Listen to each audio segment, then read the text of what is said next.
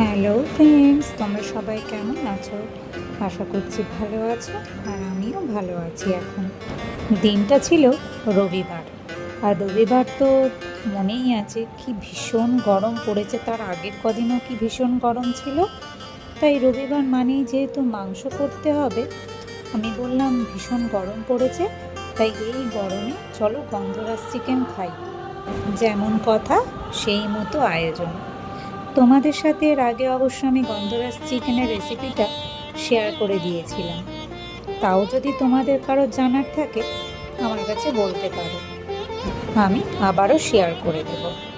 এর আগে অবশ্য আমরা গন্ধরাজ চিকেন দিয়ে রুমালি রুটি বা নর্মাল হাত রুটি ট্রাই করেছিলাম। এই প্রথম আমরা দুপুরবেলা ভাত দিয়ে গন্ধরাজ চিকেন খেয়েছি, তবে বিশ্বাস করো ভাত দিয়েও অসাধারণ লাগে।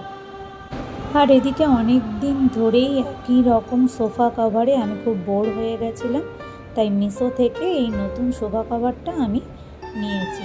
আর সানডে যেহেতু ভালোই টাইম ছিল, তাই সোফার কর্নারটা আমি একটু সুন্দর করে সাজিয়ে নিচ্ছিলাম। আর এই যে দুটো কুশন কভার অর্ডার করেছি, কারণ আমি দুটো কুশন কিনেছিলাম যাদের কোনো কভার নেই, তো সেই জন্য এই কুশন কভার দুটো অর্ডার করেছিলাম। তো দেখো তো কেমন লাগছে। তাই ভাবলাম টি টেবিলের যে ম্যাটটা রাখা ছিল ওটাকেও একটু কালারের সাথে চেঞ্জ করে দিই। তো চলো ভিডিওটা কেমন লাগলো জানিও। টাটা।